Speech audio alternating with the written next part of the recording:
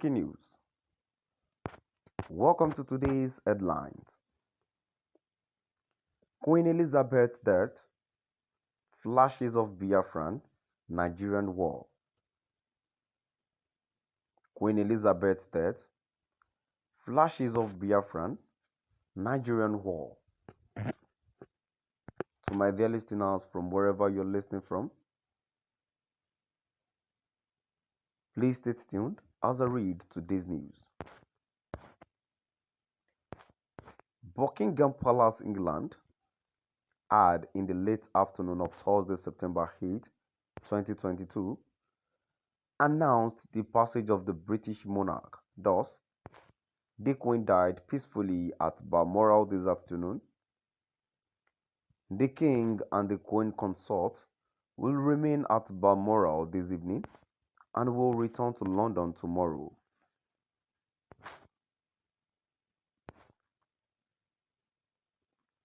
The above was so simple and humbling an announcement of the death of the world's most powerful and rich monarch of Great Britain.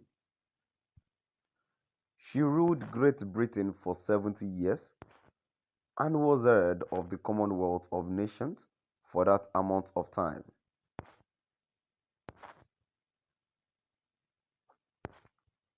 However, before she died, this was how the British Prime Minister Miss Liz Truss had told the world about the worrying health situation of the Queen. The whole country will be deeply concerned by the news from Buckingham Palace this lunchtime. My thought and the thought of people across the United Kingdom are with Her Majesty the Queen and her family at this time.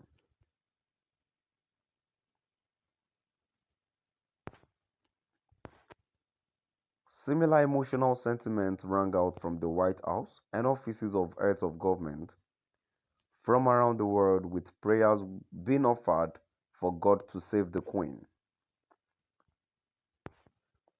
But these positive and prayerful wishes for the Queen did not sit well with a certain Nigerian born but United States based university teacher, Professor Ujul Anya, who dramatically wished the Queen an excruciating death.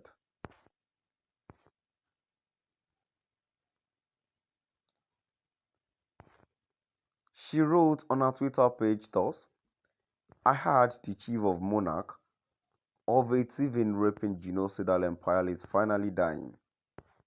May her pain be excruciating.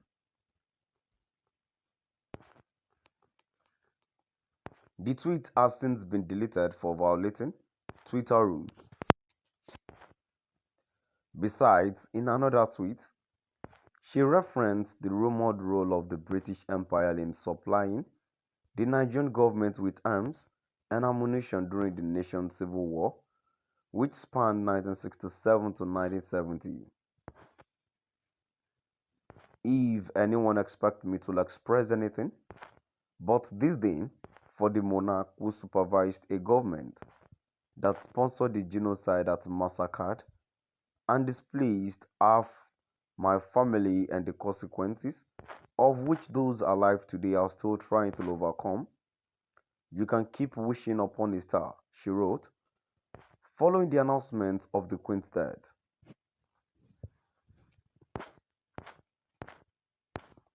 Understandably,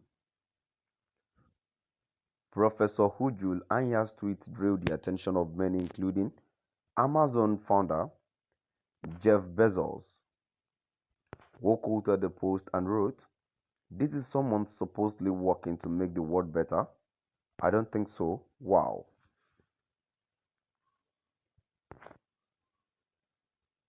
Shockingly, the aide to President Buhari, Bashir Ahmed, also tweeted, "Don't know that Ujulanya until I saw some of her tweets for the first time on my timeline this evening." Her tweets about late Queen Elizabeth II were so unfortunately unnecessary. I wrote shockingly because President Muhammadu Buhari's administration is highly divisive, sectional, and nepotistic, and so much of his administrative styles are flashbacks of what led to that despicable war for which Professor Lujulanya critiqued in her tweet. Another tweet at Novi Verest wrote, "You can condemn slavery and colonization without being an Ujulanya."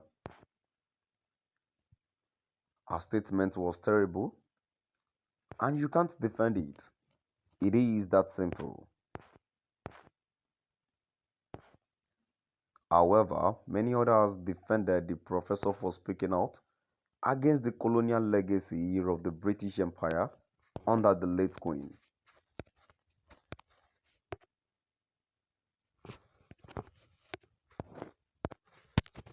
stating that Anyan's tweets are a reflection of the unspoken sentiment of many. As Vic Kingsley wrote, "The thing with Ujulanya's tweet is, a lot of people feel exactly the way she feels, but she was bold enough to state even those who feel the same way as she are all dragging her. Ujulanya is the villain now, but you have had massive disdain for the British government's colonization."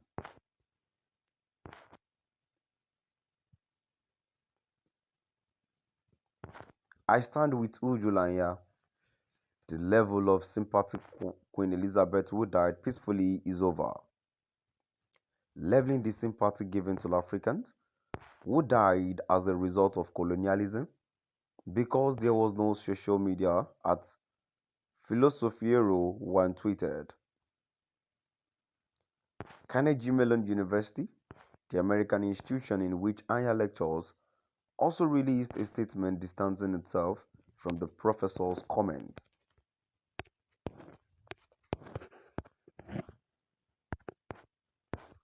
We do not condone the offensive and objectionable message posted by Ujulanya today on our personal social media account.